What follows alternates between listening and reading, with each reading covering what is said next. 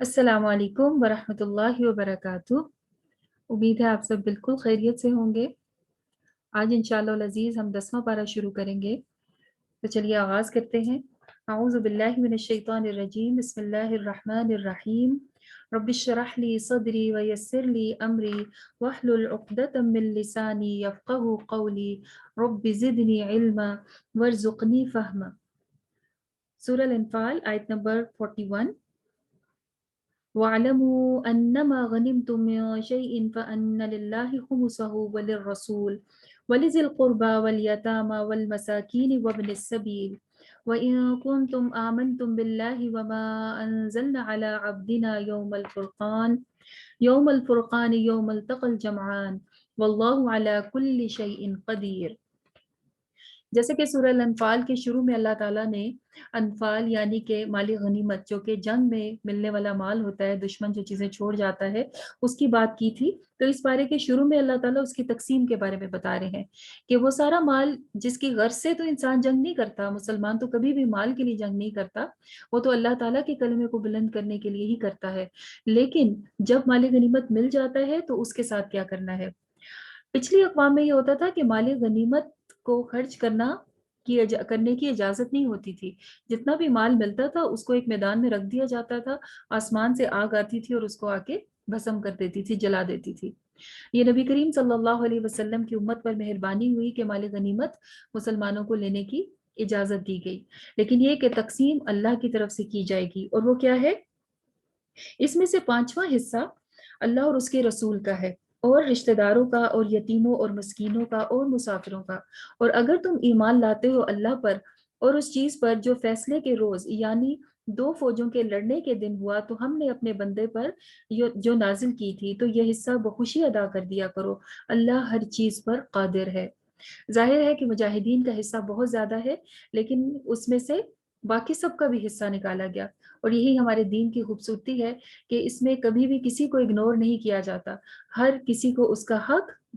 اس کے درجے اور اس کے مقام کے مطابق دیا جاتا ہے۔ اس کے بعد اللہ تعالیٰ فرماتے ہیں، یاد کرو وہ وقت جب کہ تم وادی کے اس جانب یعنی مدینہ کی طرف تھے، اور دوسری طرف پڑاؤ ڈالے ہوئے تھا تمہارا دشمن، یعنی کہ ابو سفیان کا قافلہ بھی وہاں سے گزرا تھا اور دشمن بھی ساحل کی طرف تھے۔ اگر کہیں پہلے سے تمہارے اور ان کے یعنی کہ قریش کے درمیان مقابلہ ہو جاتا تو پھر جنگ تک کی تو نوبت نہ آتی، لیکن اللہ تعالیٰ یہ چاہتے تھے کہ آج جنگ ہو ہی جائے، اور حق کو حق کر کے دکھا دیا جائے اور باطل کو باطل کر کے، تاکہ جو دلیل کے پہ رہے وہ دلیل کے روشن کے ساتھ رہے، اور جو ہلاک ہو وہ بھی دلیل روشن کے ساتھ ہلاک ہو۔ یہ وہ موقع تھا غزوہ بدر کا، کہ جب مکہ والوں نے بھی نکلتے ہوئے اللہ تعالیٰ کو گواہ بنا کے کہا تھا کہ اللہ جو آج حق پر ہے اس کو فتح نصیب فرمانا، اور ان کو بہت زوم تھا، بہت اس چیز پہ غرور تھا کہ ہم چونکہ دین ابراہیمی کو ماننے والے ہیں، ہم چونکہ کعبہ کی رکھوالی کرنے والے ہیں، لہٰذا فتح ہماری ہی ہوگی۔ لیکن اللہ تعالیٰ نے اس دن حق کو حق کر کے دکھا دیا، اور نبی کریم صلی اللہ علیہ وسلم اور آپ کے گروہ کو فتح نصیب فرمائی۔ اللہ تعالیٰ فرماتے ہیں، اس دن خواب میں نبی کریم صلی اللہ علیہ وسلم کو کفار یعنی کہ دشمن تھوڑے کر کے دکھائے جا رہے تھے، تاکہ مسلمانوں کی ہمت کم نہ ہو۔ اگر ان کو پورے دکھا دیے جاتے کہ تم لوگ 300 اور وہ 1000 ہے، تو پھر تو ہمت کم ہونے لگتی۔ اسی طرح سے کافروں کو بھی مسلمان تھوڑے دکھائی دے رہے تھے، تاکہ وہ اور زیادہ اپنے زوم میں آئیں اور کہیں کہ یہ تو تھوڑے سے، ان کو تو ہرانا کوئی مشکل نہیں ہے۔ تو یہ اللہ تعالیٰ نے اس لیے کیا کیونکہ اللہ تعالیٰ چاہتے تھے کہ آج فیصلہ ہو جائے۔ اور پھر اللہ تعالیٰ فرماتے ہیں کہ اے ایمان والو، جب کسی گروہ سے تمہارا مقابلہ ہو تو کیا کیا کرو؟ ثابت قدم رہو، ٹھیک ہے، ڈٹرمنٹ رہو، اور اللہ تعالیٰ کو خوب یاد کیا کرو، تو امید ہے کہ تم کامیاب ہو جاؤ گے کسی بھی کام میں۔ یہ بہت سنہرے اصول بتا دیے گئے ہیں کہ جب بھی کوئی کام کرنے کا فیصلہ کرو تو سب سے پہلی جو چیز ریکوائرڈ ہے وہ ہے ڈٹرمنیشن۔ جب فیصلہ کر لیا، چاہے اب مشکل ہو یا آسانی، اس کام کو پورا کرنے کی پوری نیت اور ساتھ اللہ تعالیٰ کا ذکر، تو اللہ تعالیٰ ضرور مدد فرماتے ہیں۔ اور پھر فرمایا، اللہ اور اس کے رسول کی اطاعت کرو اور آپس میں نہ جھگڑنا۔ ٹھیک ہے، ایسے مواقع میں خاص طور پہ جہاں پر سب نے مل کے کوئی کام کرنا ہو تو بہت زیادہ چانس ہوتا ہے کہ کسی کو کسی دوسرے کی بات پسند نہ آئے اور ایک دوسرے سے آرگیو کرنے لگے انسان. لیکن اللہ تعالیٰ نے کیا نصیحت کی؟ آپس میں نہ لڑنا اور صبر سے کام لینا، کیونکہ اللہ تعالیٰ صبر کرنے والوں کے ساتھ ہیں. اس طرح سے یہ غزوہ بدر جو ہے اس کا آغاز ہوا، اور اس میں اللہ تعالیٰ نے پھر جو مسلمانوں کی مدد کی اور کس طرح سے کی؟ فرشتوں کے ذریعے بھی کی، اور فرشتوں نے آ کر مسلمانوں کا ساتھ دیا اور کفار کے اوپر جو ہے وہ حملہ کیا. اب یہ جب ہو رہا تھا تو کفار کے ساتھ شیطان بھی شامل ہوا تھا. وہ ایک ان کے قبیلے کے ایک انسان کی شکل میں آیا اور آ کے ان سے کہنے لگا میں تمہارے ساتھ ہوں اور تم فکر نہ کرو، تم لوگ ہی غلبہ پاؤ گے. لیکن جب میدان جنگ میں پہنچے تو وہاں سے وہ الٹے پاؤں نکل گیا اور کہنے لگا میں وہ دیکھتا ہوں جو تم نہیں دیکھ پاتے. تو مجھے تو اللہ سے ڈر لگتا ہے اور میں بڑے سخت عذاب سے ڈرتا ہوں، لہٰذا میں جا رہا ہوں. اور اس طرح سے شیطان ان کو اینڈ ٹائم پہ چھوڑ کے چلا گیا، جو کہ شیطان کا طریقہ ہے. وہ برائی کی طرف اکساتا ہے لیکن اس کے بعد چھوڑ کے چلا جاتا ہے، اور انسان پھر بعد میں شرمندہ ہوتا ہے کہ یہ کام میں نہ ہی کرتا تو اچھا تھا. یہی کام اس نے ان کے ساتھ کیا. اور کیا دیکھتا ہوں جو تم نہیں دیکھ سکتے؟ اس نے فرشتوں کو آتے دیکھ لیا تھا. اس نے کہا یہاں پر تو بہت مشکل ہے کہ ہم جیت سکیں، لہٰذا وہ ان کو چھوڑ کے چلا گیا. تو ہمیں شیطان کی چالوں سے بھی اویئر رہنا چاہیے اور اس طرح کے کاموں سے بھی بچ کے رہنا چاہیے. اور دیکھیں وہ کہتا ہے انی اخاف اللہ، میں اللہ سے ڈرتا ہوں. یا تو وہ جھوٹ بول رہا تھا، یا اگر واقعی وہ اللہ تعالیٰ سے ڈرتا ہے تو اس کو تو پھر اللہ تعالیٰ کی فرما برداری ہی کر لینی چاہیے تھی، اگر واقعی اس کے دل میں اللہ کا خوف تھا. آگے اللہ تعالیٰ فرماتے ہیں کہ یہ منافق لوگ جن کے دلوں میں بیماری ہے، نفاق کی بیماری ہے، وہ کیا کہتے ہیں کہ وہ کہہ رہے ہیں کہ ان لوگوں کو تو ان کے دین نے بالکل ہی خبط میں مبتلا کر دیا ہے، یعنی کہ وہ اپنے دین کی وجہ سے کچھ بھی کرنے کو تیار ہو گئے، اتنے تھوڑے سے ہونے کے باوجود بھی لڑ رہے ہیں. تو اس طرح سے یہ ایک دشمن تو باہر تھا اور ایک دشمن مسلمانوں کے اندر بھی تھا جو ان کے حوصلے توڑا کرتے تھے. اللہ تعالیٰ فرماتے ہیں کاش تم اس حالت میں ان کو دیکھ لو جب فرشتے مقتول کافروں کی روحیں قبض کر رہے تھے، ان کے چہرے اور ان کے پیٹھوں پر ضربے مار رہے تھے، ان کو مار رہے تھے اور کہتے تھے لو اب جلنے کی سزا چکھو، وہ جزا جس کا سامان تمہارے اپنے ہاتھوں نے تمہارے لیے کیا، ورنہ اللہ تو اپنے بندوں پر ظلم کرنے والا نہیں ہے. تو انسان کو اگر کوئی پنشمنٹ ملتی ہے نا اللہ تعالیٰ کی طرف سے، تو اس کا جو قصوروار ہے وہ انسان خود ہوتا ہے. کہیں پہ اس نے کوئی مسٹیک غلطی کی ہوتی ہے جس کی وجہ سے یہ پکڑ آتی ہے. تو اللہ تعالیٰ ان کافروں کو بھی کیا بتا رہے ہیں کہ فرشتے اس وقت کہتے ہیں تمہیں اپنے کیے کی سزا مل رہی ہے. اور پھر بتایا گیا کہ آل فرعون کی طرح جیسے وہ لوگ بھی تھے اور وہ بھی سرکشی میں بہت سخت تھا، جن کو اللہ تعالیٰ نے اپنی بہت ساری نعمتیں عطا فرمائی تھی، لیکن انہوں نے سرکشی کی اور اللہ تعالیٰ کی آیات کو جھٹلا دیا تھا. اور نتیجے میں اس کے ساتھ کیا ہوا؟ اللہ تعالیٰ نے اس کو اور اس کی قوم کو ہی غرق کر دیا تھا، پانی میں ڈبو کے مار دیا تھا. یقیناً اللہ کے نزدیک زمین میں چلنے والی مخلوق میں سب سے بدترین لوگ وہ ہیں جو کہ حق کو نہیں مانتے اور پھر کسی طرح سے بھی اسے قبول کرنے کو تیار نہیں ہوتے. حق کو ماننا جو ہے وہ انسان کی اپنی جو ہے وہ سعادت مندی ہے، یا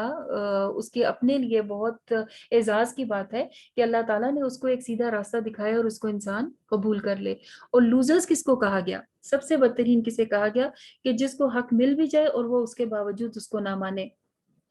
اور پھر ان کے لیے ان کی سزا کا ذکر کیا گیا ہے. اس کے بعد اللہ تعالیٰ اسی جنگ کا سلسلہ جو ہے اسی جنگ کے واقعات کا بتاتے ہیں اور مسلمانوں کے پھر مضبوط ہونے اور ان کی فتح کا ذکر فرماتے ہیں کہ اللہ تعالیٰ اور پھر فرماتے ہیں کہ اپنی طاقت کو تم بڑھاتے رہو، یعنی کہ جنگ کے لیے تیار رہا کرو، کیونکہ اس سے ایک تو یہ کہ مسلمان مضبوط ہوتا ہے، دوسرا یہ کہ دشمن کے اوپر بھی مسلمانوں کا روب بیٹھا رہتا ہے. اور اے نبی صلی اللہ علیہ وسلم اگر دشمن صلح اور صفائی کی طرف مائل ہو جائیں، یعنی اگر وہ لڑنا نہیں چاہتے اور آپ کے ساتھ کہتے ہیں کہ ہم سرنڈر کرتے ہیں، تو پھر ان کو چھوڑ دیجئے، کیونکہ مسلمانوں کا مقصد لڑائی کرنا تو نہیں ہوتا. اصل مقصد کیا ہوتا ہے؟ اللہ تعالیٰ کے دین اور اس کی بات کی طرف لے کر آنا، اور یہ کہ جو مومنین کو تنگ کرتے ہیں ان سے ظاہر ہے ان سے پھر بدلہ لیا جاتا ہے. تو اگر یہ ایسا نہ کریں تو آپ بھی ان کو چھوڑ دیجئے، لیکن اہل ایمان کو آپ جنگ کے اوپر ابھاریے، ان کو شوق دلائیے، تاکہ مسلمانوں کا ایک اچھا امیج دوسروں کے اوپر بھی پڑے. اور پھر فرمایا کہ اگر تم لوگ ثابت قدم ہوگے تو اگر تم 200 لوگ ہوگے تو تم لوگ 1000 کے اوپر حاوی آؤ گے. یعنی مسلمان کو، مومن کو صرف یہ نہیں کہ اللہ تعالیٰ فرشتوں سے مدد دیتے ہیں، بلکہ اللہ تعالیٰ ان کی پرسنل اسٹرینتھ کو بھی اتنا بڑھا دیتے ہیں کہ 200 1000 پر غالب آئیں گے. پھر اللہ تعالیٰ فرماتے ہیں ہم نے تم میں کچھ کمزوری دیکھی، یعنی کہ کچھ لوگ اتنے اسٹرانگ نہیں بھی ہوتے ایمانی یا جسمانی طور پہ، تو پھر تم میں سے اگر 100 ہوں گے ثابت قدم تو وہ 200 پر غالب آئیں گے. یعنی کہ پھر بھی مسلمانوں کا جو ہے وہ پلڑا بھاری ہے. غالب آئیں کا مطلب کہ ان کو ہرا لیں گے، ان سے زیادہ طاقت رکھتے ہوں گے، ڈبل اپنے سے ڈبل لوگوں کے ساتھ یا ڈبل پاور والے کے ساتھ بھی وہ لڑ سکیں گے. تو یہ اللہ تعالیٰ کا خاص انعام ہے جو اللہ تعالیٰ نے عطا فرمایا. پھر اس کے بعد آتا ہے کہ نبی صلی اللہ علیہ وسلم آپ کو زیبا نہیں کہ اگر کسی کے پاس قیدی ہوں، جب تک کہ وہ زمین میں دشمنوں کو اچھی طرح سے کچل نہ دے، تم لوگ دنیا کے فائدے چاہتے ہو، حالانکہ اللہ تعالیٰ کے پیش نظر تو آخرت ہے. یعنی مسلمانوں کا مقصد نہ مال غنیمت اور نہ ہی کسی کو قید کرنا. اصل مقصد کیا تھا کہ دشمنوں کو ہٹا دیا جائے اور اللہ تعالیٰ کی بات کو نافذ کیا جائے. اور اس کے بعد پھر آتا ہے کہ اللہ تعالیٰ تمہارے لیے حلال اور پاکیزہ چیزیں پسند کرتے ہیں، اور یہ کہ تم لوگوں کے قبضے میں جو بھی قیدی آئے ہیں ان سے کہو کہ اگر اللہ کو معلوم ہوا کہ تمہارے دلوں میں جو کچھ بھی ہے تو وہ تمہیں اس سے بڑھ چڑھ کر دے گا جو تم سے لیا گیا ہے، اور تمہاری خطاؤں کو بھی معاف کر دیا جائے گا. یعنی انہیں بھی دین کی تبلیغ کی جا رہی ہے اور کہا جا رہا ہے کہ تمہارے گناہ معاف کر دیے جائیں گے اگر تم ایمان قبول کر لیتے ہو. اور جنگ بدر میں مسلمانوں نے 70 دشمن کے جو ہیں قیدی وہ پکڑے تھے. اور یہ بھی بہت مشہور ہے کہ نبی کریم صلی اللہ علیہ وسلم نے پھر کس معاوضے پر ان کو آزاد کر دیا تھا کہ ہر ایک قیدی مسلمانوں کے 10 بچوں کو پڑھنا لکھنا سکھائے گا. تو علم حاصل کرنا جو ہے وہ ہی مومن کے معراج ہے. اور نبی کریم صلی اللہ علیہ وسلم کی ایک دعا بھی قرآن پاک میں آتی ہے نا کہ آپ نے فرمایا رب زدنی علما، اے اللہ میرے علم میں اضافہ فرمائیے. پھر فرمایا کہ اے مومنو آپ اللہ کی راہ میں جہاد کریں اپنی جانوں کے ساتھ اور اپنے مالوں کے ساتھ. اور پھر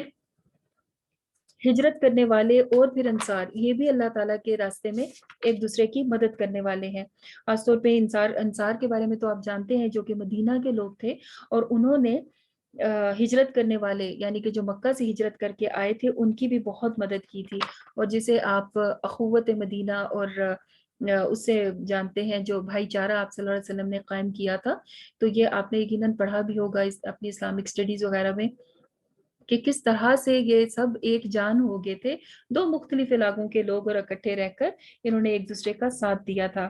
پھر اللہ تعالیٰ فرماتے ہیں جو لوگ ایمان لائے اور جنہوں نے اللہ کی راہ میں گھر بار چھوڑے اور جد و جہد کی اور جنہوں نے پناہ دی اور مدد کی، تو یہی سچے مومن ہیں. یعنی دونوں ہی مجاہدین بھی اور انصار بھی دونوں سچے مومن ہیں. اور ان کے لیے اللہ تعالیٰ ریوارڈ کیا دیں گے کہ ان کے گناہ معاف کر دیں گے اور ان کو بہترین رزق عطا فرمائیں گے. اور جو لوگ بعد میں ایمان لائے اور ہجرت کر کے آئے تو تمہارے ساتھ مل کر جد و جہد کرتے ہیں، وہ بھی تمہارے ساتھ شامل ہیں، مگر اللہ کی کتاب میں خون کے رشتہ دار ایک دوسرے سے زیادہ حقدار ہیں، یقیناً اللہ ہر چیز کو جاننے والا ہے. اس کے بعد یہ سورہ انفال یہاں پہ مکمل ہوتی ہے اور اس کے بعد سورہ التوبہ سٹارٹ ہوتی ہے. توبہ کا مطلب وہی ہے جو کہ ہم اردو میں بھی استعمال کرتے ہیں، معافی اور توبہ. اور چونکہ اس صورت میں براءت کا ذکر آیا ہے اور اس وجہ سے اس صورت کے شروع میں بسم اللہ نہیں لکھی گئی اور نہ ہی پڑھی گئی، اور نہ ہی ہمیں یہ ہدایت کی گئی کہ ہم اس کے شروع میں بسم اللہ پڑھیں. آپ جب قرآن پاک پڑھنا شروع کر رہے ہیں تو آپ صرف، اور یہاں سے آپ کا لیسن سٹارٹ ہوتا ہے، تو آپ صرف تعوذ پڑھیں گے، یعنی اعوذ باللہ من الشیطان الرجیم، اور پھر براءۃ من اللہ ورسولہ الی الذین عاہدتم من المشرکین. اعلان براءت ہے، یعنی اعلان بیزاری ہے اللہ اور اس کے رسول کی طرف سے ان مشرکین کو جن سے تم نے عہد کیے تھے. بس تم لوگ ملک میں 4 مہینے اور چر پھر لو اور جان رکھو کہ تم اللہ کو عاجز کرنے والے نہیں ہو کہ اللہ تعالیٰ منکرین حق کو رسوا کر کے رہیں گے. یعنی پہلے تو کفار مکہ ان کو مسلمان کچھ بھی نہیں کہتے تھے جبکہ وہ مسلمانوں پہ مظالم کرتے تھے. پھر جب مدینے میں آ کر وہ تنگ کرنے لگے تو ان کے ساتھ جنگیں کی گئیں، اور اس کے بعد پھر ان کو بتا دیا گیا کہ اب آپ یہاں سے چلے جائیے. جب مسلمان اور زیادہ طاقت پکڑ گئے تو پھر کفار کو اور مشرکین سے کہا کہ آپ یہاں سے چلے جائیے. اللہ اور اس کے رسول کی طرف سے حج اکبر کے دن تم لوگوں کے لیے مشرکوں سے بری الذمہ ہونا ہے، اور حج اکبر سے مراد حج ہے. اور اب اگر تم لوگ توبہ کر لو تو تمہارے ہی لیے بہتر ہے. اور جو منہ پھیرے گا تو خوب سمجھ لے کہ اللہ تعالیٰ کو تو وہ ہرا نہیں سکتا۔ تو پھر بھی ان کو نصیحت کی گئی، اور پھر کیا ہوا، جو حجۃ الوداع ہوا تھا اس کے بعد تمام مشرکین کو عرب کی زمین سے نکال دیا گیا تھا، اور آج تک ان کو وہاں پہ آنے کی، کسی بھی مشرک کو آنے کی پرمیشن نہیں ہے۔ آپ جانتے ہیں مکہ اور مدینہ میں خصوصاً کہ وہاں کوئی نہیں آ سکتا۔ تو یہ وہی حکم ہے جس کا یہاں پہ ذکر کیا گیا۔ پھر اللہ تعالیٰ فرماتے ہیں بس جب حرمت والے مہینے گزر جائیں تو اس کے بعد مشرکوں کو قتل کرو، جہاں بھی تمہیں کہیں انہیں پاؤ پکڑو اور مارو، اور ان کی گھات میں رہو، یعنی کہ اس کے بعد انہیں یہاں رہنے کی پرمیشن نہیں ہے۔ ہاں اگر یہ توبہ کر لیں اور نماز پڑھ لیں اور زکوٰۃ دیں اور اللہ تعالیٰ کی اطاعت کے اوپر آ جائیں تو اللہ مہربان ہے، رحم کرنے والا، معاف فرمانے والا ہے۔ اتنے سارے دیکھیے انہوں نے گناہ کیے تھے، جنگیں بھی کی تھی اور کیا کیا اذیتیں نہیں دی تھی، لیکن اللہ تعالیٰ کیا فرما رہے ہیں کہ اگر وہ توبہ کر لیں تو آپ بھی ان کو معاف کر دیجیے گا، اور پھر وہ مسلمان ہو جائیں گے، مسلمانوں ہی کے ساتھ رہیں گے۔ اچھا، اس کے بعد پھر سورہ التوبہ کے اندر دو غزوات کا بھی ذکر آتا ہے، دو جنگوں کا بھی ذکر آتا ہے، ایک غزوہ حنین کا اور ایک غزوہ تبوک کا۔ اس میں کیا ذکر آتا ہے، غزوہ حنین ایک ایسی جنگ ہوئی تھی کہ جس میں مسلمانوں کی تعداد بہت زیادہ تھی، اور مسلمانوں کو تھوڑا سا دل میں جس طرح آتا ہے نا انسان کو ایک تسلی ہوتی ہے اور ایک تھوڑی سی دل میں خوش ہونا، ایک فخر آنے لگتا ہے کہ اب تو ہم بہت زیادہ ہیں، اب تو کوئی مشکل ہی نہیں، ہم نے تو اتنی مشکل جنگیں جیتی ہوئی ہیں۔ تو اللہ تعالیٰ کو وہ دل میں ایک تکبر یا غرور کا آنا بھی پسند نہیں آیا، اور کیا فرمایا گیا وہاں پہ جنگ میں جا کے، کیا ہوا کہ دشمنوں نے ایسے تیر برسائے کہ مسلمان تتر بتر ہو گئے، ادھر ادھر بھاگنے پہ مجبور ہو گئے۔ تو پھر ان کو احساس ہوا کہ ہم سے یہ غلطی ہوئی، ہمیں تو دل میں بھی یہ نہیں لانا کہ ہم اپنی تعداد کی وجہ سے یا مال و اسباب کی وجہ سے یا ویپنز بہت زیادہ ہونے کی وجہ سے جیتیں گے۔ یہ تو جیت اللہ تعالیٰ کی طرف سے ہوتی ہے، جو اللہ تعالیٰ عطا فرمانا چاہتے ہیں تو پہنچاتے ہیں۔ اچھا، پھر اس کے بعد آتا ہے جاہدوا فی سبیل اللہ، اللہ کی راہ میں جہاد کرتے رہو، اے لوگوں جو ایمان لائے ہو، اور اللہ کے گھر کو آباد کرو۔ اور اللہ کے گھر کو آباد کرنا اب مومنین کا ذمہ ہے، یعنی کہ اب کفار کو تو نکال دیا تھا، اور مسلمانوں کا یہ کام ہے کہ وہ بیت اللہ کو آباد کریں گے۔ جاہدوا فی سبیل اللہ باموالہم وانفسہم واعظم درجۃ عند اللہ اولئک ھم الفائزون۔ تو جو بھی اللہ کی راہ میں جہاد کرتا ہے اپنے مال اور اپنی جان سے، ان کے اللہ تعالیٰ کے پاس بہت بڑے بڑے درجات ہیں، اور ان کے لیے اللہ کی رضا ہے اور جنت ہے اور ہمیشہ رہنے کے گھر ہیں۔ اللہ تعالیٰ فرماتے ہیں کہ اگر تمہیں اپنے آبا، اپنے اولادیں، اپنے بھائی، اپنی ازواج اور اپنے مال اسباب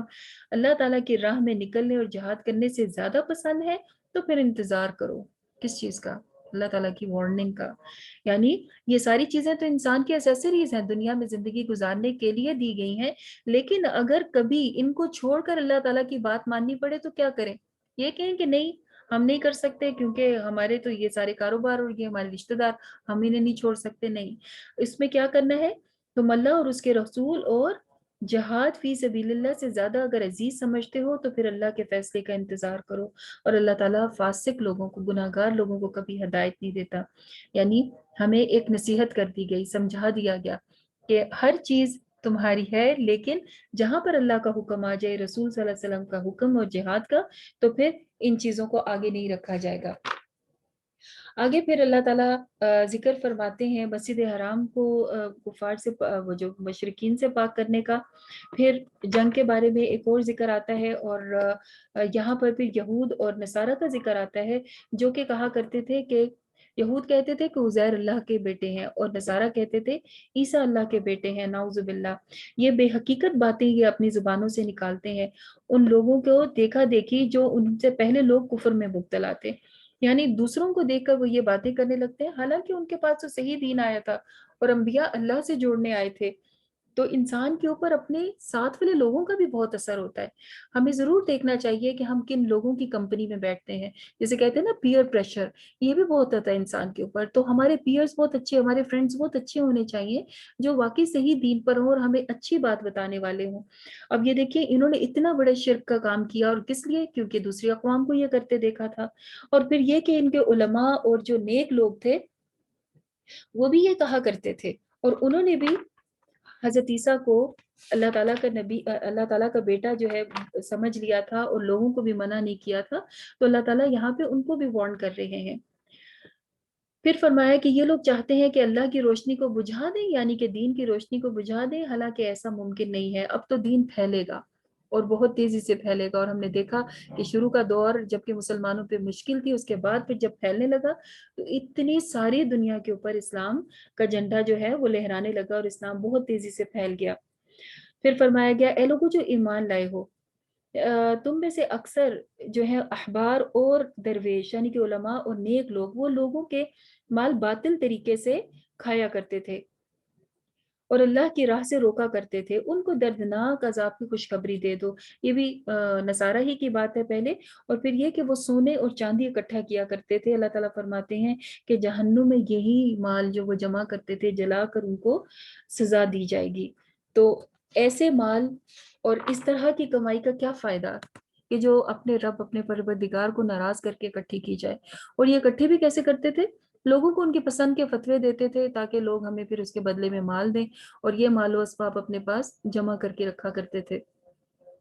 ان عدت الشہور عند اللہ 12 شہرا،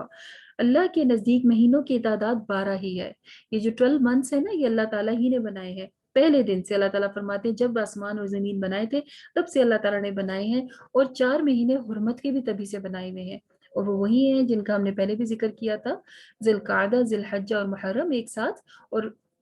چوتھا مہینہ ہے رجب۔ تو یہ 4 مہینے۔ اور پھر فرمایا گیا کہ اس کے بعد آتا ہے کہ اے لوگوں جو ایمان لائے ہو، تمہیں کیا ہو گیا ہے کہ جب تمہیں اللہ تعالیٰ کی راہ میں نکلنے کو کہا جاتا ہے تو تم زمین سے چمٹ کر رہ جاتے ہو، یعنی کہ تم جانا نہیں چاہتے۔ اب یہ ایک اور جنگ کا ذکر ہے، اور وہ تھی غزوہ تبوک۔ غزوہ تبوک ایک بہت مشکل جنگ تھی جو کہ مسلمانوں کو دور جا کے رومیوں سے، عربوں سے باہر جا کے لڑنی تھی، اور تقریباً 700 مائلز کا سفر طے کرنا تھا، اور اس وقت سب سے تیز سواری گھوڑا ہوا کرتا تھا، باقی اونٹ پہ اور پیدل لوگ جایا کرتے تھے۔ تو اتنی دور ان کو جانا تھا، ایک مشکل کام تھا۔ جب ان سے کہا گیا تو اللہ تعالیٰ کہتے ہیں کہ تمہیں کیوں مشکل لگ رہا ہے، کیونکہ دین کا اور ایمان کا امتحان تو اسی طرح ہوا کرتا ہے۔ تو تمہیں معلوم ہے ایسا ہے، تو تمہیں کیا معلوم ہے کہ دنیا کی زندگی کے سب سر و سامان آخرت میں بہت تھوڑا ہے، مطلب جس دنیا کے لیے تم رک رہے ہو تو آخرت کے مقابلے میں تو کچھ بھی نہیں، تو ہمت کرو اور نکلو۔ اللہ تعالیٰ نے ان کو پرووک کیا، اور ساتھ یہ بھی کہا کہ اگر تم نہیں نکلو گے تو اللہ تعالیٰ تمہاری جگہ کوئی اور لے آئے گا۔ اور اللہ تعالیٰ اس بات پہ بھی قادر ہے کہ اپنے نبی کی مدد کریں، کہ اللہ تعالیٰ نے اس وقت اپنے نبی کی مدد نہیں کی تھی جب وہ اکیلے تھے اور ان کے ساتھ ان کا ساتھی غار میں تھا، اور وہ کہہ رہا تھا کہ اب ہمارا کیا ہوگا، تو آپ صلی اللہ علیہ وسلم نے فرمایا تھا غم نہ کرو، ان اللہ معنا، بے شک اللہ ہمارے ساتھ ہے۔ یہ وہی ہجرت کا واقعہ ہے جب کہ غار ثور میں آپ صلی اللہ علیہ وسلم حضرت ابو بکر کے ساتھ موجود تھے، چھپے ہوئے تھے، اور دشمن بالکل غار کے دہانے پر آ گیا تھا۔ لیکن دیکھیے انبیاء کا ایمان اللہ تعالیٰ پہ کتنا مضبوط ہوتا ہے، وہ نہیں ڈرے بلکہ اپنے ساتھی سے بھی کہا کہ آپ غم نہ کیجیے، اللہ تعالیٰ ہمارے ساتھ ہیں۔ تو اللہ تعالیٰ تو اپنے نبی کی اس طرح بھی مدد کر سکتے ہیں، لہٰذا کیا کرو، انفرو خفافا وثقالا، اب نکلو چاہے ہلکے ہو یا بوجھل، یعنی کہ بالکل ٹھیک ہو یا طبیعت خراب ہے یا کسی بھی کام کی وجہ سے مجبور ہو۔ اور اس وقت کہا جاتا ہے کہ گرمیاں تھیں اور فصلیں بالکل پکی ہوئی تھیں، مطلب ان کو چھوڑ کے چلے جاتے تو فصلیں ضائع ہوتی، اور پھر لالچ تو آتا ہے نا، ایک چیز بالکل تیار ہو اور موجود ہو اور آپ نے صرف پکڑ کے لینی ہی ہو۔ لیکن اللہ تعالیٰ نے کہا تو اہل ایمان نے بالکل تردد نہیں کیا اور نکلنے لگے۔ بہت سارا مال و اسباب اللہ کی راہ میں نکالا بھی تھا، اور یہ وہی موقع ہے جس کے بارے میں وہ واقعہ مشہور ہے کہ حضرت ابو بکر اپنے گھر کا سارا سامان لے آئے تھے، اور حضرت عمر آدھا سامان لے آئے تھے، اور ہر کوئی پھر اپنی استطاعت کے مطابق سامان لے کر آ رہا تھا کیونکہ بہت دور کا سفر تھا۔ اور اس موقع پر یہ ہوا کہ منافقین کو ایز یوزول بہت مشکل لگنے لگا، اور چونکہ اتنی دور جانا تھا لہٰذا اور بھی مشکل لگا کہ 700 مائلز جائیں گے اور پھر وہاں سے واپس آئیں گے، اور پتہ نہیں وہاں دشمن کیسا ہے، کتنا ہے، کیا ہو کیا نہیں ہو، اور اپنی چیزیں چھوڑ کے کیسے جائیں۔ تو انہوں نے آ کے آپ صلی اللہ علیہ وسلم کے پاس بہانے تراشنے شروع کر دیے کہ میرا یہ مسئلہ ہے، میرے فلاں مسئلہ ہے، ایون یہ بھی کہا ہمارے گھر اکیلے رہ جائیں گے، ہم سارے اگر نکل گئے تو کیا بنے گا۔ تو آپ صلی اللہ علیہ وسلم کیا کر رہے تھے، آپ ان کو اجازت دیتے چلے جا رہے تھے کہ چلو ٹھیک ہے۔ تو سستی کی وجہ سے جو بیٹھے ہوئے تھے، اللہ تعالیٰ کہتے ہیں حالانکہ ان کے دل میں خرابی تھی، وہ لوگ رک کے تو آپ رخصت دیتے چلے گئے۔ اللہ تعالیٰ فرماتے ہیں عف اللہ عنک، اللہ تعالیٰ آپ کو معاف کرے، آپ انہیں کیوں چھوڑتے چلے جا رہے تھے، مطلب ان کو کہتے چلنے کو یا سختی، لیکن آپ صلی اللہ علیہ وسلم کا یہ مزاج نہیں تھا، وہ پرمیشن لے رہے تھے، آپ صلی اللہ علیہ وسلم پرمیشن دیتے چلے جا رہے تھے۔ اور یہ کہ اللہ تعالیٰ منافقین کی ساتھ ساتھ خصلتیں بھی بتاتے ہیں، ان کے جو ہے نا کریکٹرسٹکس بھی ہمیں ساتھ ساتھ بتاتے چلے جاتے ہیں۔ اللہ تعالیٰ کہتے ہیں کہ جب آپ کو رنج ہوتا ہے، تکلیف ہوتی ہے، تو یہ بہت خوش ہوتے ہیں، اور اگر آپ کو کوئی خوشی ملتی ہے تو ان کو دکھ ہوتا ہے۔ مطلب یہ دل سے آپ کے ساتھ نہیں ہے، سامنے سامنے ان کو ہونا پڑتا ہے تاکہ فائدے مل جائیں، کہیں سے کسی بھی چیز کے ہمیں فائدے حاصل ہوتے چلے جائیں۔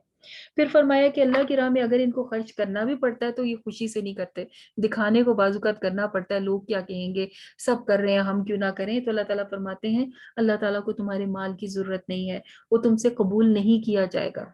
کیونکہ منافقت کے ساتھ، برے دل کے ساتھ دیا جا رہا ہے تو وہ قبول نہیں بھی ہوگا۔ اور یہ کہ تمہیں ان کے مال اور اولاد کثرت دھوکے میں نہ ڈال دے۔ مسلمانوں کو بھی کہا جا رہا ہے کہ ان سے امپریس ہونے کی ضرورت نہیں ہے، یہ تو بہت تھوڑے عرصے کے لیے ان کو مال اسباب ملا ہے دنیا میں، اصل چیز تو آپ کے پاس ہے، اور وہ کیا ہے؟ ایمان، اللہ تعالیٰ کا ساتھ، تو اس کو نہیں چھوڑنا کسی قیمت پر بھی۔ پھر کہا گیا کہ اے نبی صلی اللہ علیہ وسلم، ان میں سے بعض لوگ صدقات کی تقسیم میں تم پر اعتراض کرتے ہیں، اور یہ بھی وہی منافقین تھے کہ اس کو زیادہ دیا، اس کو کم دیا، یہ کیوں کیا، وہ کیوں کیا۔ تو نبی کریم صلی اللہ علیہ وسلم پر بھی نعوذ باللہ یہ لوگ اعتراض کیا کرتے تھے۔ اور اللہ تعالیٰ فرماتے ہیں کہ فرض صدقات یعنی کہ زکوٰۃ کے بارے میں تو ہم نے خود آپ کو گائیڈ کر دیا کہ آپ نے کیسے خرچ کرنا ہے۔ فرمایا گیا انما الصدقات للفقراء والمساکین والعاملین علیہا، بے شک زکوٰۃ، جسے ہم زکوٰۃ کہتے ہیں نا، جو 2.5% انسان کو دینی ہوتی ہے، وہ فقیروں یعنی کہ غریب لوگوں کے لیے ہے، مسکینوں کے لیے ہے، اور جو لوگ اس پہ کام کرتے ہیں یعنی کہ جن کی جاب ہے زکوٰۃ کے پیسوں کا حساب رکھنا، تو ان کی سیلری بھی اس میں سے ہوگی، اور دلوں کو نرم کرنے کے لیے، یعنی نان مسلم کو بھی اس صورت میں دی جا سکتی ہے کہ ان کے دل نرم ہو اور وہ ایمان کی طرف آ جائیں، اور گردنیں چھڑوانے میں، اور قرضوں کی ادائیگی میں، اور اللہ کی راہ میں، اور مسافروں کے اوپر یہ خرچ کی جائے۔ انہیں مصارفین زکوٰۃ کہا جاتا ہے کہ زکوٰۃ کو کن جگہوں پر خرچ کیا جائے، اور یہ 8 ہے مصارف، ٹھیک ہے۔ تو یہ ہے اللہ تعالیٰ کی تقسیم، اور اللہ تعالیٰ نے کھول کے بتا دیا کہ آپ نے کس کس کو زکوٰۃ کا مال دینا ہے، اور باقی صدقات اس کے اندر تو کوئی بھی لمٹ نہیں ہے، آپ جتنا چاہے کریں، سال میں جب چاہے کریں، اور جس مرضی کو دیں۔ اچھا، پھر یہ منافقین ڈر رہے ہیں کہ کہیں مسلمانوں کے اوپر ایسی صورت نہ آ جائے جس میں ہمارا بھید کھل جائے، ہمارے راز کھل جائیں۔ تو اللہ تعالیٰ فرماتے ہیں کہ اللہ تعالیٰ تو ان کے راز کھول دیں گے، اور آپ دیکھ ہی رہے ہیں قرآن مجید میں ان کے کتنے زیادہ راز کھولے جاتے ہیں، اور ان کی حقیقت بتائی جاتی ہے۔ پھر بتایا کہ منافق مرد ہوں یا عورتیں، یہ سب ایک دوسرے میں سے ہیں، یہ برائی کا حکم دیتے ہیں اور نیکی سے روکتے ہیں، اور خیر اچھائی کے کاموں سے اپنے ہاتھ کو روکے رکھتے ہیں، اور یہ اللہ تعالیٰ کو بھول جاتے ہیں اور اللہ تعالیٰ ان کو بھلا دیتا ہے۔ ان المنافقین هم الفاسقون، یہ منافق ہی اصل میں فاسق ہیں، اور اللہ تعالیٰ نے ان منافق مرد اور عورتوں سے جہنم کا وعدہ کر رکھا ہے جہاں وہ ہمیشہ رہیں گے۔ دوسری طرف اللہ تعالیٰ اہل ایمان کا ذکر فرماتے ہیں کہ مومن مرد اور عورتیں ایک دوسرے کے رفیق ہیں، اور وہ بھلائی کا حکم دینے والے ہیں اور برائی سے روکنے والے ہیں، وہ نماز قائم کرتے ہیں، زکوٰۃ ادا کرتے ہیں، اللہ اور اس کے رسول کی اطاعت کرتے ہیں، اور یہ وہ لوگ ہیں جن پر اللہ تعالیٰ اپنی رحمت نازل فرمائے گا، اور پھر جنتوں میں ان کو اعلیٰ مقام عطا فرمائیں گے، جہاں پر جس کے نیچے نہریں بہتی ہوں گی، اور وہاں پر ان کو پاکیزہ گھر دیے جائیں گے، اور سب سے بڑھ کے یہ کہ اللہ کی رضا، رضوان من اللہ اکبر، سب سے بڑی چیز اللہ تعالیٰ کی رضا ملے گی کہ اللہ تعالیٰ ہم سے خوش ہیں۔ اور پھر کہا گیا کہ اے نبی صلی اللہ علیہ وسلم، آپ کافروں پر، منافقین پر اب سخت ہو جائیے، کیونکہ یہ جنگ جو ہے نا، یہ آخری دور کی جنگ ہے، اور اس کے بعد اب تک تو منافقین کو بہت ڈھیل دی گئی تھی، لیکن اب فرمایا کہ آپ ان کے ساتھ اب سختی کیجئے، کیونکہ یہ مسلمانوں کو اندر سے کمزور کرنے کی ریزن بن رہے تھے۔ اور کیا کہتے تھے جب تبوک میں جا رہے تھے مسلمان گرمی میں، تو کہتے تھے قالوا لا تنفروا فی الحر، گرمی میں کیوں نکل رہے ہو، کسی اور موسم میں چلے جائیں گے۔ اللہ تعالیٰ فرماتے ہیں نار جہنم اشد حرا، جہنم کی آگ اس سے بھی زیادہ گرم ہے۔ اگر اس کا ڈر دل میں ہونا تو کبھی بھی دنیا کی مشکل تمہیں مشکل نہیں لگے اللہ تعالیٰ کی اطاعت کرتے ہوئے۔ اور پھر فرمایا کہ جس طرح کے ان کے اعمال ہیں، ان کو مد نظر رکھتے ہوئے ان کو ہنسنا کم چاہیے اور رونا زیادہ چاہیے، کہ جو انجام ان کا آگے انتظار کر رہا ہے اس کی وجہ سے یہ ہنسے کم اور روئے زیادہ۔ اور ویسے بھی جنرلی ہنسنا یعنی کہ کہکہے لگانا یہ پسندیدہ نہیں ہے، مسکرانا تو نبی کریم صلی اللہ علیہ وسلم کا طریقہ تھا، اور آپ صلی اللہ علیہ وسلم سب سے زیادہ مسکرانے والے انسان تھے، لیکن کہکہے لگا کر ہنسنا اس سے دل مردہ ہو جاتا ہے۔ اور رونا رونا انسان کو اللہ تعالیٰ کے سامنے چاہیے، اپنے گناہوں کو یاد کر کے رونا چاہیے، اور اللہ تعالیٰ سے دعائیں مانگتے ہوئے، جس طرح بچے ضد کرتے ہوئے روتے ہیں نا کہ ہمیں یہ چاہیے، اس طرح سے اللہ تعالیٰ سے مانگتے ہوئے رونا چاہیے۔ پھر اللہ تعالیٰ چونکہ منافقین کا ذکر آ رہا ہے تو کیا بتا رہے ہیں آپ صلی اللہ علیہ وسلم کو کہ آپ ان کے ساتھ، کیونکہ انہوں نے تو دشمنی کی ہے مسلمانوں کے ساتھ بھی، تو ان کے جنازے پہ آپ ہرگز کھڑے نہ ہوں، ان کا جنازہ آپ نہ پڑھیں، اور آپ کو ان کے قبر پہ کھڑے ہونے کی ضرورت نہیں ہے کہ ان کے لیے آپ دعائیں نہ مانگے، کیونکہ یہ تو فاسق ہیں، اور ان کا فسق اور ان کا نفاق تو دنیا ہی میں دکھائی دے گیا تھا۔ اللہ تعالیٰ فرماتے ہیں اللہ تعالیٰ نے ان کے دلوں کے اوپر مہر لگا دی ہے، جنہوں نے گھر بیٹھ رہنے والیوں کے ساتھ بیٹھنا پسند کیا، یعنی جنگ کے جہاد کے مقابلے میں پیچھے رہنے کو پسند کیا۔ اور ان لوگوں کو دیکھ کے پھر باقی جو بدو لوگ تھے آس پاس کے، مدینہ کے جو گاؤں کے دیہاتی لوگ تھے، انہوں نے کہا کہ ہمیں بھی نکلنا مشکل لگتا ہے، تو اللہ تعالیٰ نے پھر ان کو وارن کیا کہ ان بدوؤں میں سے جن جن لوگوں کو کفر کا طریقہ اختیار، جنہوں نے کفر کا طریقہ اختیار کیا ہے، ان قریب وہ سخت سزا پائیں گے۔ تو وارن کر کے کہا کہ جب بلایا جائے کسی حکم کی طرف تو پھر انکار نہیں۔ ہاں، جو لوگ کمزور ہیں یا بیمار ہیں وہ لوگ جہاد پہ نہ جائیں تو کوئی حرج نہیں، اور کچھ ایسے بھی تھے جو کہ جہاد کرنا چاہتے تھے لیکن ان کے پاس سواری نہیں تھی اتنی دور جانے کی، اور انہوں نے آ کے پوچھا آپ صلی اللہ علیہ وسلم سے کہ یا رسول اللہ ہم جانا چاہتے ہیں، اگر آپ کے پاس کوئی سواری ہو تو ہم چلیں گے۔ تو آپ صلی اللہ علیہ وسلم نے جب ان کو منع کیا کہ نہیں سواریاں تو ہے ہی نہیں تو آپ واپس جا سکتے ہیں، تو وہ لوگ رونے لگے۔ تو اللہ تعالیٰ ان کے رونے کا بھی یہاں ذکر فرما رہے ہیں کہ وہ مجبوری سے واپس گئے اور ان کو رونا آ رہا تھا، اللہ تعالیٰ ان کو بھی نہیں پکڑیں گے، بلکہ ان کے بارے میں تو یہ آتا ہے ایک حدیث میں کہ کچھ ایسے اہل ایمان بھی ہیں جو کسی مجبوری نے جن کو پیچھے روک رکھا تھا، تو وہ جب بھی تم کوئی وادی طے کرتے ہو یا کسی گھاٹی سے گزرتے ہو، مطلب جب آپ ٹریول کر رہے ہیں جہاد کے لیے جا رہے ہیں، تو جیسی جیسی جگہوں سے گزرتے ہیں وہ بھی آپ کے ساتھ اجر پاتے ہیں، کیونکہ ان کے رکنے کی وجہ کوئی سستی نہیں تھی، کوئی کاہلی، کوئی دل میں جو ہے وہ نفاق نہیں تھا، بلکہ کیا تھا، مجبور تھے یا بیماری کی وجہ سے، یا پھر یہ کہ اتنے ان کے پاس ریسورسز ہی نہیں تھے کہ آپ کے ساتھ چل سکتے۔ لیکن جو جان بوجھ کے ایسا کرتے ہیں ان کا انجام بھی آپ نے سن لیا۔ اور اس پارے کی آخری آیت میں بھی اللہ تعالیٰ انہی کا ذکر فرماتے ہیں، اور کیا فرماتے ہیں، البتہ اعتراض ان لوگوں سے ہے جو کہ مالدار ہیں، پھر بھی تم سے درخواست کرتے ہیں کہ انہیں جہاد میں شریک ہونے سے روک دیا جائے، انہیں گھر رہنے والیوں کے ساتھ بیٹھنا زیادہ پسند ہے، کیونکہ گھر میں کون ہوتا ہے، عورتیں ہوتی ہیں، خواتین ہوتی ہیں، اور خواتین کو تو جہاد میں اس طرح نکلنے کا حکم نہیں ہے۔ تو اللہ تعالیٰ یہاں پہ ان کو مذمت کر رہے ہیں اور کہہ رہے ہیں کہ انہوں نے رہ کے گھر میں بیٹھ رہنے والیوں کے ساتھ رکنا پسند کیا، اور اللہ نے ان کے دلوں پر ٹھپا لگا دیا، یعنی کہ سٹیم کر دیا ان کو اب، اور ان کے لیے اب ان کے لیے کچھ بھی نہیں ہے۔ اللہ تعالیٰ جانتا ہے وَطَبَعَ اللَّهُ عَلَىٰ قُلُوبِهِمْ فَهُمْ لَا يَعْلَمُونَ، اور یہ کہ ان کو احساس ہی نہیں ہے کہ وہ کتنا بڑا نقصان اٹھا چکے ہیں، اور انہوں نے کتنا زیادہ اپنی آخرت کا بھی نقصان کر لیا اللہ کے راہ میں نہ نکل کر۔ وآخر دعوانا ان الحمد للہ رب العالمین، سبحانک اللہم وبحمدک، نشہد ان لا الہ الا انت، نستغفرک ونتوب الیک۔ والسلام علیکم ورحمۃ اللہ وبرکاتہ۔